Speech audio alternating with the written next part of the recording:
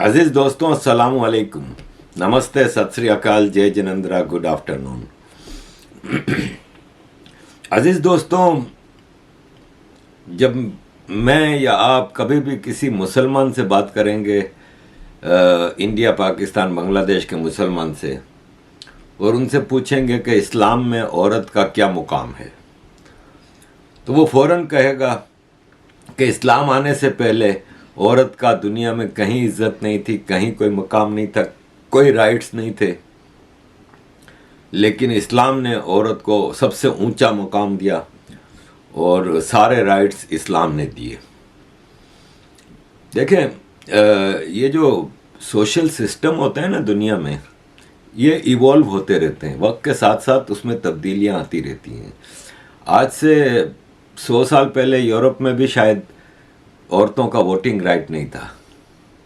आज भी female employees की सैलरीज मेल एम्प्लॉइज़ से कम होती हैं, लेकिन वक्त के साथ साथ तब्दीली आ रही है और औरतों के राइट्स के बारे में एक चीज़ चल रही है जिससे कि औरत को राइट्स मिलते जा रहे हैं। अभी रिसेंटली भारत में फीमेल क्रिकेटर्स की सैलरीज मेल क्रिकेटर्स के बराबर कर दी गई। शायद ये दुनिया का ओनली कंट्री है। तो ये राइट्स इवॉल्व होने चाहिए, होते रहते हैं। सोशल सिस्टम है ना, दुनिया में चेंज होता रहता है। एक ज़माना था कि सारी दुनिया में स्लेव ट्रेड होती थी, शायद इंडिया के अलावा पूरे दुनिया में स्लेव ट्रेड होती थी। हिंदू इंसान को गुलाम नहीं बनाते थे। हिंदुस्तान में जो मेडिवल सिस्टम है, जो इन्वेडर से पहले का हिंदुस्तान, उसमें कहीं हमें मिसाल नहीं मिलती कि ग़ुलाम खरीदे और बेचे जाते थे। लेकिन बाकी दुनिया में था, बाद में इसको चेंज किया गया। लेकिन आप जब इसको कुरान के हवाले से चीज़ें लगा दें ना, पाबंदी के बाद, नहीं ये हमने कुरान ने कह दिया, बात ख़त्म। अब 1400 साल पहले जो कुरान में लिख दिया गया, बात ख़त्म। उसकी ऑथेंटिसिटी ना ऑथेंटिसिटी पर हम बाद में जाएंगे, लेकिन अब उसमें आप चेंज नहीं कर सकते। मजबूरन कुछ चीज़ों को इनको चेंज करना पड़ा। जैसे ग़ुलाम, स्लेवरी पूरी दुनिया में बैन है। दुनिया का एक मुल्क भी नहीं इसको लीगलाइज कर सकता, लेकिन कुरान ने इसको बैन नहीं किया है। वहाँ पे आके मुसलमान को चेंज करना पड़ा। ऐसे ही औरतों के राइट्स के हवाले से इस्लाम में औरत के राइट्स के हवाले से बड़ा डिस्क्रिमिनेशन है, जिसको चेंज करने की ज़रूरत है। आज भी जो आते हैं ना Taliban, Islamic state of Daesh जो है इराक, सीरिया वगैरह में, वो औरतों को सिवाय एक कमोडिटी के कुछ नहीं मानते। जैसे कि ये आपके तालिबान के लीडर का जो बयान आया है, ये हकीकत है। ये हर मुसलमान, इवन पढ़ा लिखा मुसलमान भी इस पर बिलीव करता है। ये Mohammad Nadeem, minister of higher education Afghanistan, कहता है इस्लाम ने प्रोस्टिट्यूशन को अलाउ नहीं किया औरत के लिए, और प्रोस्टिट्यूशन तालीम की वजह से आती है, एजुकेशन की वजह से। इसका काम सिर्फ बच्चे पैदा करना है और अपने मर्द की गुलामी करना है, और तालीम हासिल करना, एजुकेशन हासिल करना इसका राइट नहीं। ये नॉर्मली ज़्यादातर जितने भी इस्लामाइज्ड माइंड्स हैं उनका यही सोच है। मैं इस्लाम में औरत के क्या राइट्स हैं उस पर जाने से पहले ज़रा मैं, ये एक हमारे दोस्त हैं, उनका असेसमेंट है। वो कहते हैं कि मैंने कई मुसलमान मुल्कों का दौरा किया, इजिप्ट, सऊदी अरबिया, मलेशिया, तुर्की, इमारात, बांग्लादेश, पाकिस्तान, और मैं 2014 में काबुल भी गया था। लेकिन मैं यकीन के साथ कह सकता हूँ कि जितनी किस्म के फ़िरके, शिया, सुन्नी, बरेलवी, अहल हदीस, देवबंदी फ़िरके, और जितनी किस्म के different school of thoughts Pakistan और इंडिया में हैं, पूरी दुनिया में किसी इस्लामिक मुल्क में नहीं। और पूरी दुनिया के किसी मुसलमान मुल्क में इस्लाम से इतना जुनून की हद तक घुसाव कहीं नहीं है जितना इंडिया, पाकिस्तान और बांग्लादेश में है। इसलिए कि मैंने कई बार पहले बताया है कि सिर्फ इंडिया, पाकिस्तान, बांग्लादेश में आपको मदरसे मिलेंगे, और यूरोप अमेरिका में भी मिलेंगे। लेकिन यूरोप अमेरिका में भी इंडिया पाकिस्तान बांग्लादेशियों के मुसलमानों ने मदरसे अपनी मस्जिदों में बनाए। यहाँ पे भी मोरक्कन मस्जिद हो, तुर्की मस्जिद हो, सऊदी मस्जिद हो, उसमें नहीं होगा मदरसा। लेकिन इंडिया पाकिस्तान बांग्लादेश की मस्जिदों में मदरसे यहाँ पे भी हैं। मदरसा एजुकेशन डिवाइड करती है इवन मुसलमानों को भी। अब आते हैं इस्लाम में औरत के राइट्स के ऊपर। देखें, कहने को आपको हर मुसलमान पहली बात ही ये कहेगा कि सबसे ऊंचा दर्जा औरत को दिया है अल्लाह ने, इसलिए कि औरत के माँ के पाँव के नीचे जन्नत रख दी है।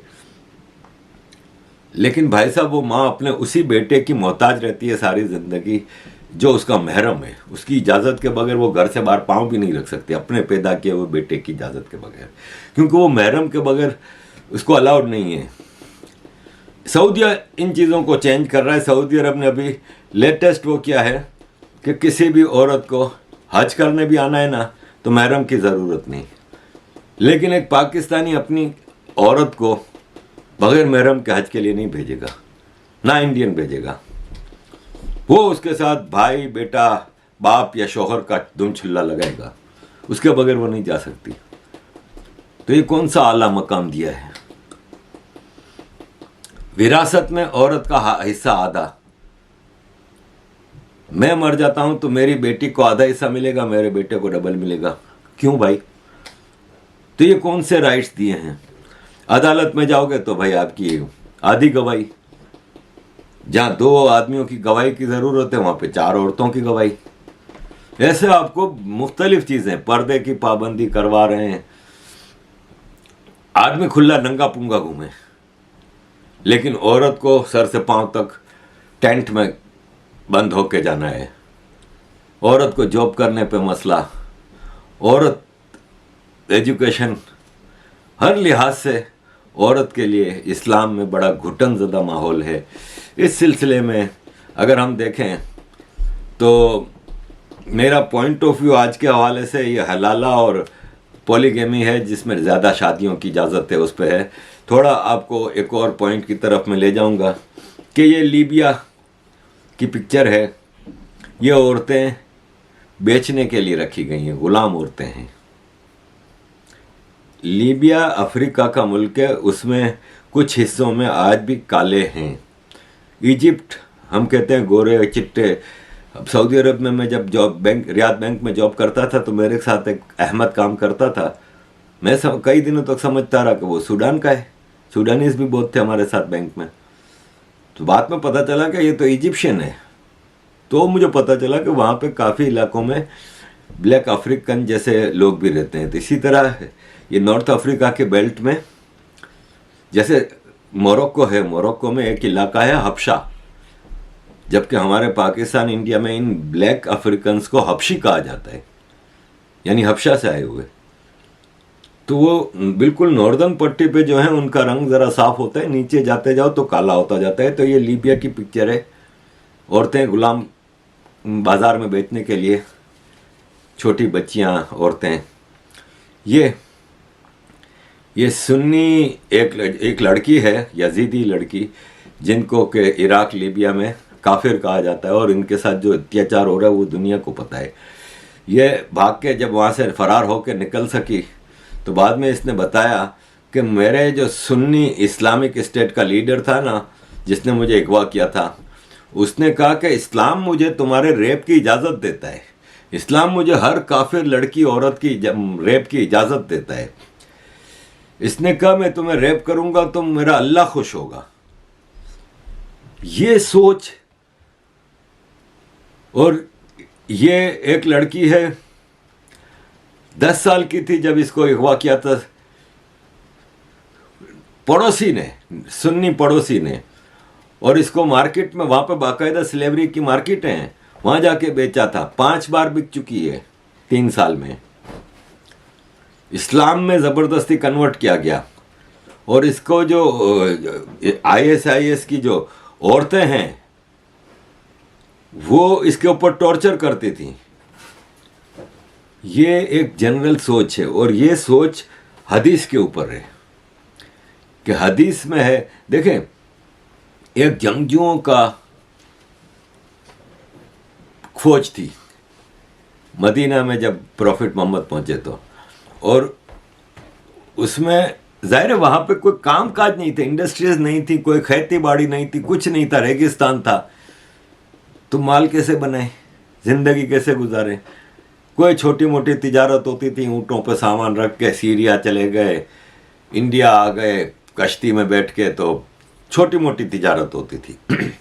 प्रॉफिट मोहम्मद ने इनको जमा किया कि इस्लाम के लिए जंगें करते हैं।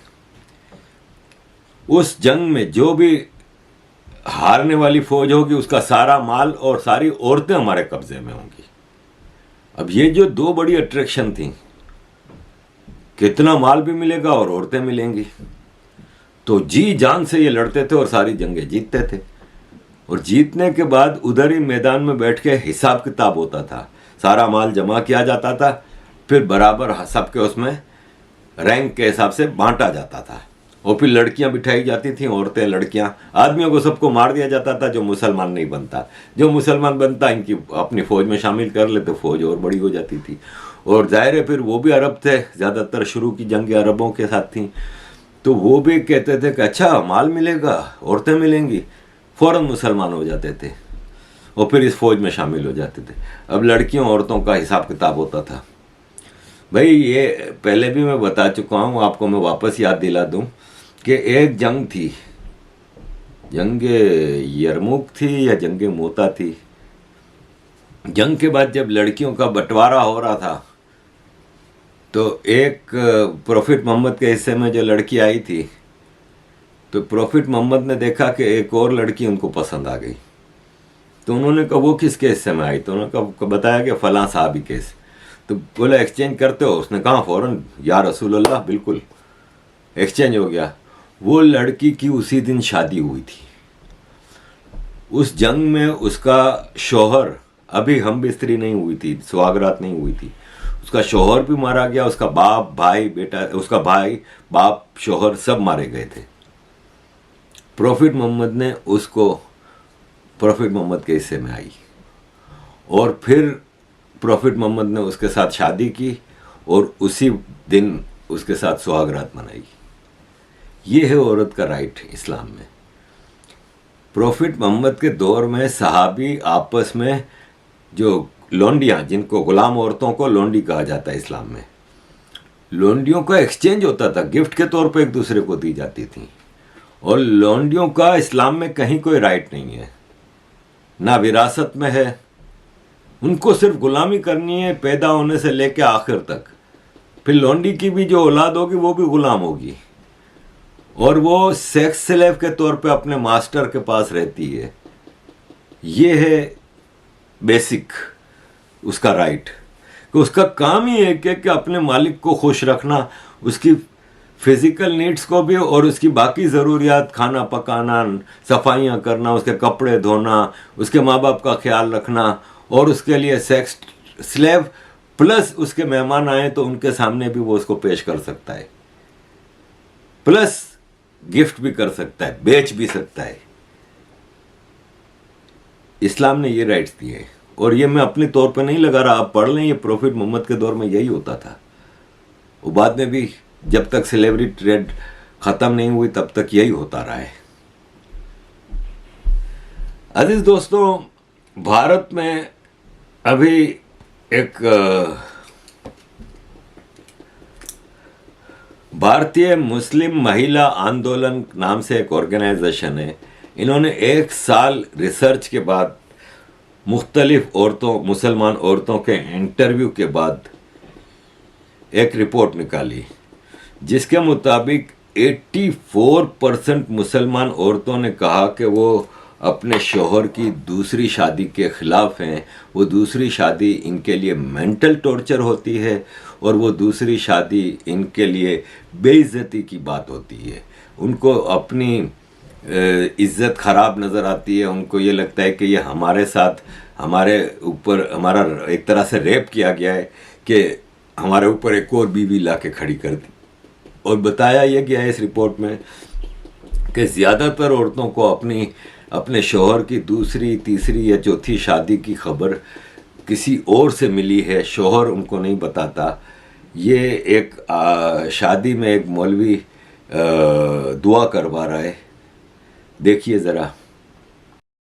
अल्लाह जो कुंवारे बैठे हैं बेचारे, वो भी दुल्हन की उम्मीद रखते हैं, अल्लाह इन कुंवारों को भी दुल्हन अता फरमा, इनके भी शादी का इंतजाम फरमा या अल्लाह। और जो दूसरी के चक्कर में है, बुजुर्ग हैं, बूढ़े हैं, कोई भी है, या अल्लाह ने भी दूसरी बीवी अता फरमा।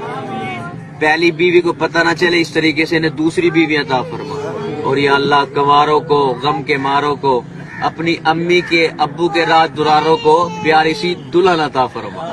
और ये माशाल्लाह कुंवारे तो कह रहे हैं अल्लाह आमीन, जो दूसरी के चक्कर में इन्हें भी आमीन कहने की तौफीक अता फरमा।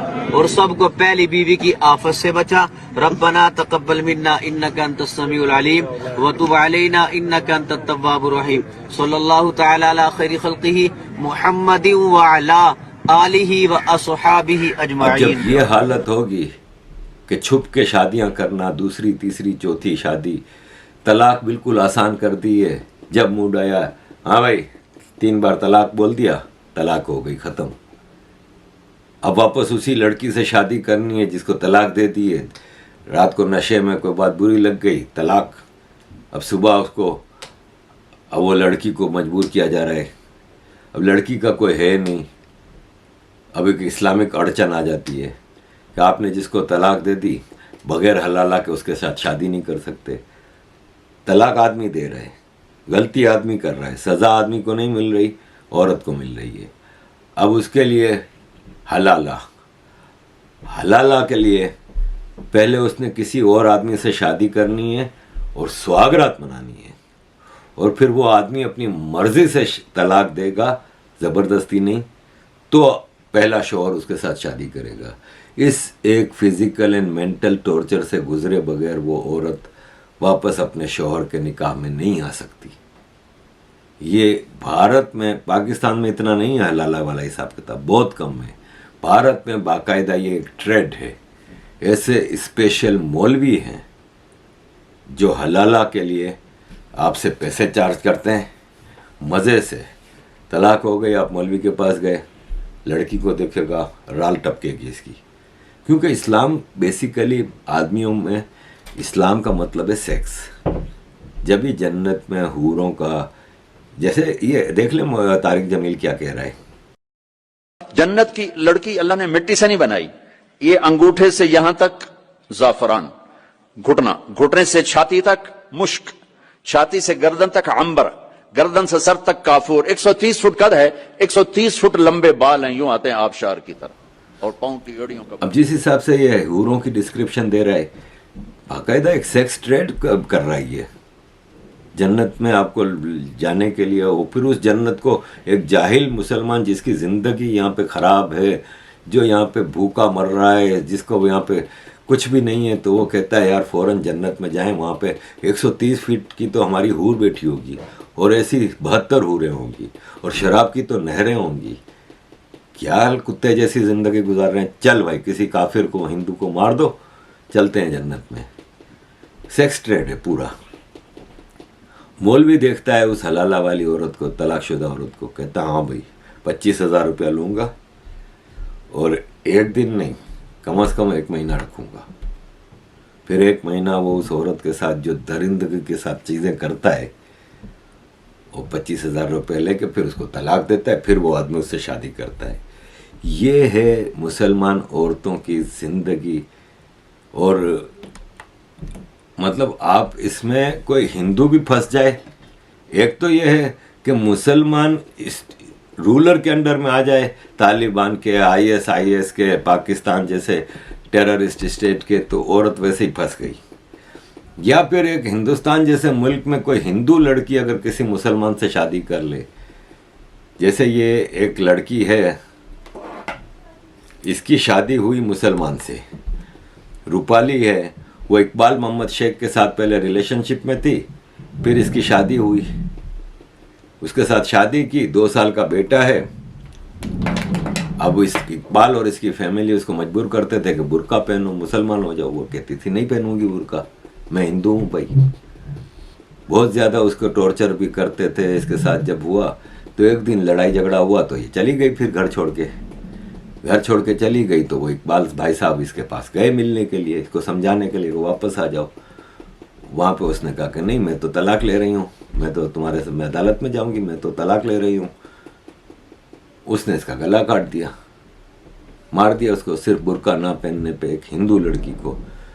तो अजीज़ दोस्तों, सिचुएशन एक मुसलमान या फिर पाकिस्तान में देख लें, जैसे अमेरिकन एनजीओ की रिपोर्ट है, एबीसी की रिपोर्ट है, 1000 हिंदू लड़की साल की बाय फोर्स कन्वर्ट की जा रही है। ये छोटी छोटी मासूम बच्चियां 14 साल की, 12 साल की, 15 साल की, 16 साल की अगवा कर दी जाती हैं, रेप होता है, ज़बरदस्ती शादी कर दी जाती है, ज़बरदस्ती मुसलमान बनाया जाता है। कोई पाकिस्तान का कानून इसमें इन्वॉल्व भी नहीं होता, इसलिए कि माइनर लड़की है, ना रिलीजन चेंज कर सकती है, ना शादी कर सकती है, लेकिन मज़े से ये हिसाब किताब चल रहा है और पूरा पाकिस्तान का इसमें सिस्टम चल रहा है। तो अभी तालिबान ने जैसे औरतों की एजुकेशन बंद कर दी, ऐसे इन्होंने थीम पार्क, गार्डन में, पार्क में, किसी और काम से भी सड़क पे बाहर जाने से बगैर महरम के औरतों को पब्लिकली कोड़े मारे गए हैं।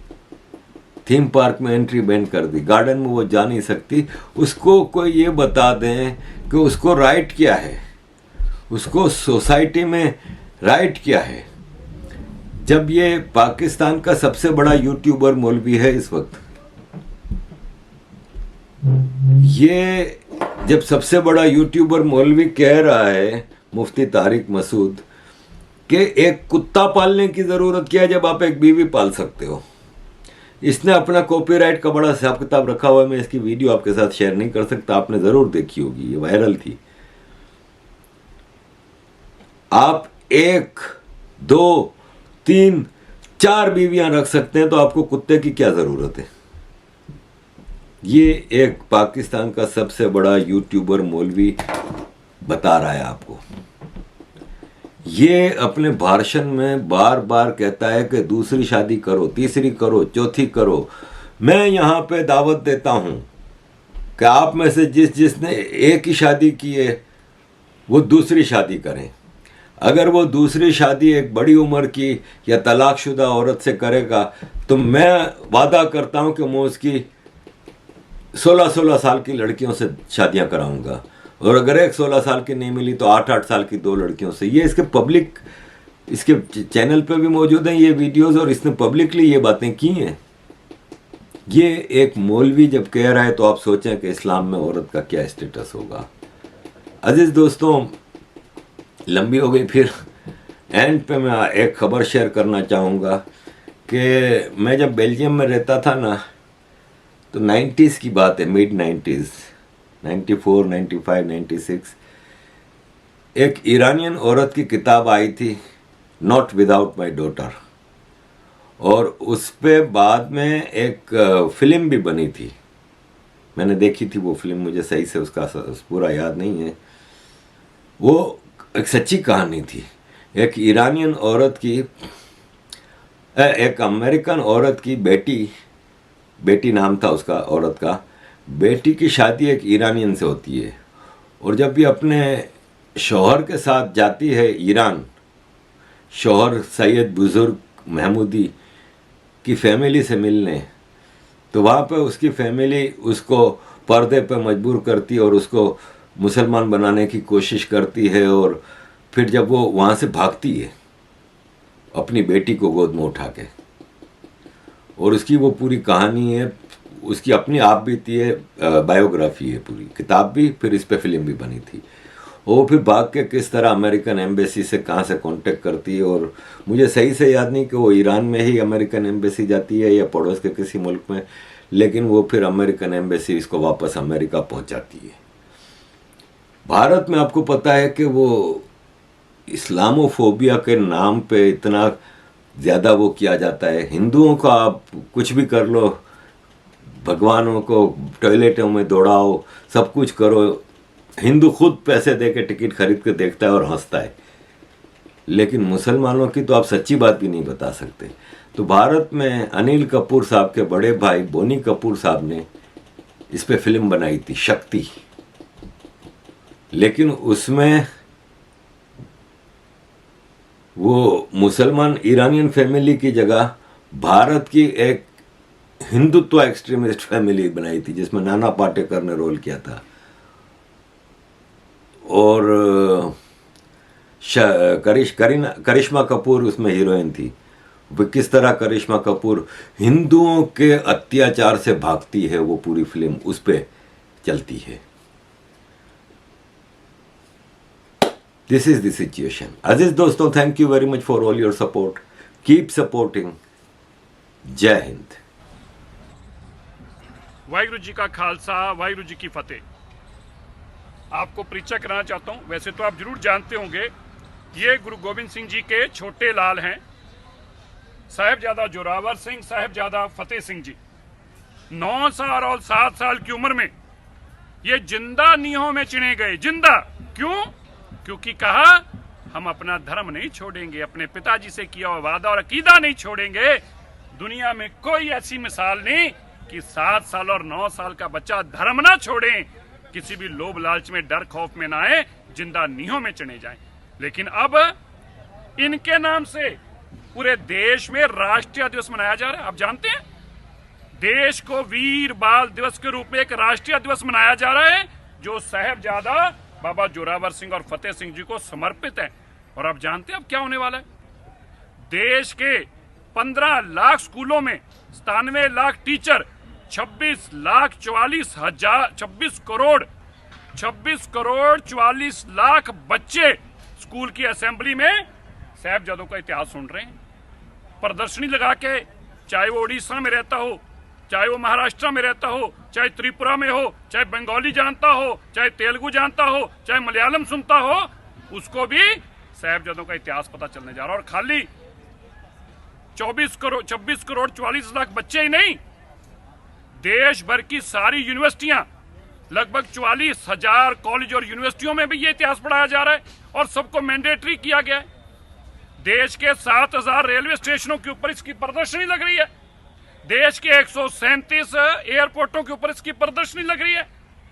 और देश के 67,000 पेट्रोल पंपों के ऊपर, सीएनजी स्टेशन के ऊपर भी इनकी प्रदर्शनी लग रही है, डिजिटल और फिजिकल रूप में। और आप सुनकर हैरान हो जाएंगे, देश में ही नहीं, दुनिया के 122 एम्बेसियों में, भारत की जो दुनिया भर में एम्बेसी हैं, और 110 काउंसलेट में इनकी प्रदर्शनी लगा के दुनिया भर के लोगों को बताने का काम कर रहा है। कौन कर रहा है?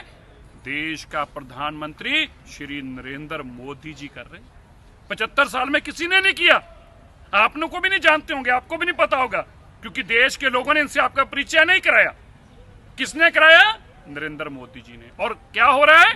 पूरे देश और दुनिया में गुरु साहब के साहिबजादों की अब जय जयकार हो रही है, जय जयकार। इसलिए मैं दिल से मोदी जी को सलाम भी करता हूं, प्रणाम भी करता हूं और धन्यवाद भी करता हूं। अगर किसी